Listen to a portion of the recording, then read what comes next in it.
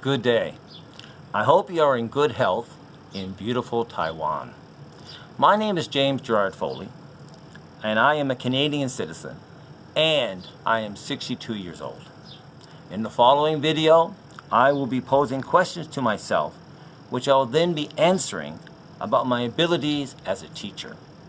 Hopefully you will find all my answers to these questions quite satisfactory, and you will hopefully consider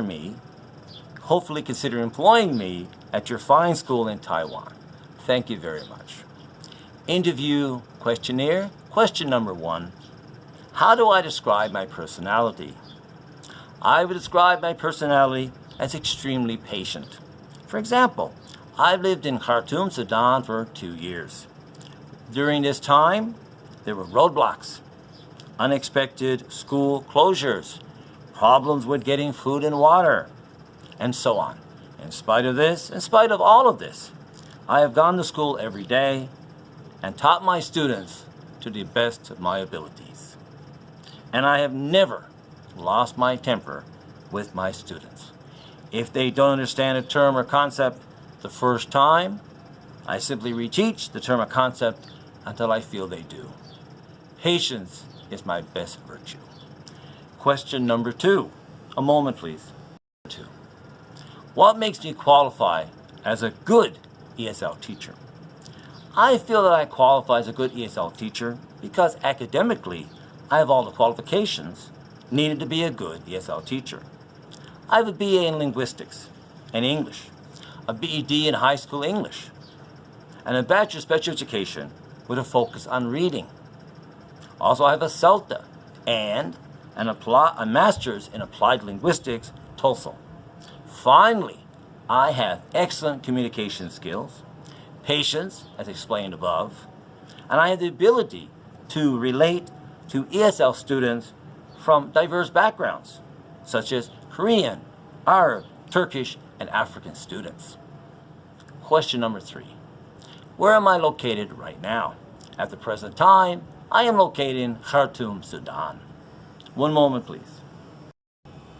How do I maintain students' attention during class? What would I do if my students were noisy or didn't participate in my class? In my opinion, the trick to maintaining students' attention during class is keeping them busy, involved, and engaged during the class. If the class period is 45 minutes long, I would enter the classroom with enough activities to last at least 60 minutes or longer. That way, if a certain activity didn't work with the students, I would simply move on to the next activity. Every moment in a classroom is a teaching opportunity. If my students are noisy, that isn't a problem, as long as they are noisy in English. During the class, I must do everything to encourage them to engage with me and their fellow students in English. I would do this by engaging with them directly and encouraging them to speak English, using the classic question and answer approach in the context of what we are learning. I simply would not allow them to not participate in my class. I would gently challenge them in a friendly way and get them to participate in my class to the full extent of their abilities. 5. What would I do to help those students that could not catch up with the other students in my English classes? If some students in my English classes could not catch up with the other students, I would do whatever was possible and necessary to help those students catch up. If possible, I would try to give them extra help or attention during classes. Before and after class, I would be available to these students and all my students to give them extra help if they requested it. I would be available for these students and all my students during my preparation periods, lunch breaks, and after school. Finally, I would be available for these students and all my students on weekends and holidays if any of my students requested extra help.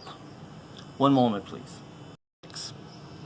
If I had 30 students in a class, how would I give most of the students a chance, an opportunity to listen and speak English? In this example, I will give you a concrete example of this. If I had 30 students in a class, I would give most, if not all the students, a chance to listen and speak English by using a buddy system. For example, I've explained the grammar in question to the class, like how to use the present continuous. For example, I am speaking, I am cooking, we are reading, and so on. Next, I would pair the students off so that you have a strong student working with a relatively weak student. The groups of two would practice dialogues, complete textbook or workbook exercises together, read texts, and complete questions pertaining to the text, and so on. I would be constantly moving around the room, monitoring the students, checking their pronunciations and comprehension, and encouraging them to stay on task. Number 7. Please give an example of group learning that I've used in my classes.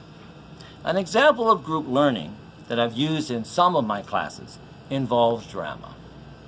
In grade 3, I had my students read and perform different plays from the readers in class, with each student taking on an individual or even multiple roles, if necessary.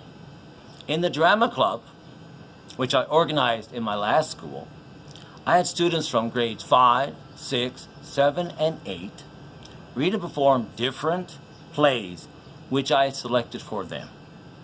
In my opinion, drama is an excellent example of group learning because it allowed my students to become more active as a group and take more responsibility for using their newly acquired language skills correctly as they performed using these skills in front of their classmates.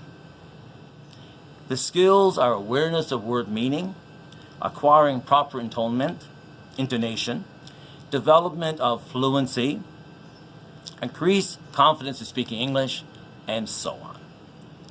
Question number 8. What is the most important function of worksheets? How would I design a worksheet to help students learn? In my opinion, the most important function of a worksheet is to reinforce a concept just taught in class. For example, I have just taught the students the function of the present continuous. Yes, the present continuous. I am speaking, I am writing, we are listening, and so on. However, I feel that the textbook didn't cover the material in enough depth, and that my students didn't grasp the grammatical concept sufficiently. I will then design an interactive worksheet that will give my students more practice in using this concept. Hopefully, after completing the worksheet, or even worksheets, they will comprehend the concept more fully. Question number 9. If I were assigned to be an ESL teacher, am I able to use English to teach other subjects, such as reading, math, science, social studies, and so on? If I were assigned to be an ESL teacher, I would be able to use English to teach other subjects, such as reading, math, science, social studies, and so on, based on 2 guiding teaching principles. In all subjects, students must acquire the essential English vocabulary to understand whatever materials they are studying. For example, for a particular lesson in American social studies, the students might be learning the vocabulary of the American Revolution, like Minutemen, colony, taxes, parliament, Congress, and so on. After they have learned the particular vocabulary in context in their particular reading, math, science, social studies class, then I would focus the students fully on comprehending the material they are studying in reading, math, science, social studies, and so on. Must be taught, and then the material where the vocabulary is occurring. 10. How would I work with co-teachers? I would work with co-teachers based totally on mutual respect. We are all there to help the students acquire essential English skills so that they, the students, can achieve success in school in any area where English is needed. I would see myself as the person who does the actual instruction, and I would see the co-teacher as the person who helps the students while I teach and make sure they stay on task. However, after I've instructed the students on the particular learning task they must complete, I too would move around the classroom, assisting the students where necessary, monitoring their behavior, and making sure they stayed on task. Finally, when it comes to correcting classwork in notebooks, homework, assignments, projects, and so on, I would insist on these things being split between myself and the co-teacher. Question number 11. What age groups have I taught? I've taught age groups such as primary, elementary, middle school, high school. I've also taught adults in different learning environments and in different countries. One moment, please. Number 12. What is my teaching preference in terms of student age and geographical region? I enjoy teaching all ages, from primary students to adults. Also, I enjoy teaching in all regions. Question 13, the final question. Would I accept co-employment by 2 schools? Yes, I would accept co-employment by 2 or more schools with absolutely no objection. Thank you for watching this video. It is greatly appreciated. I hope you found it very informative about myself, and I look forward to hopefully hearing from you in the future. Please take care.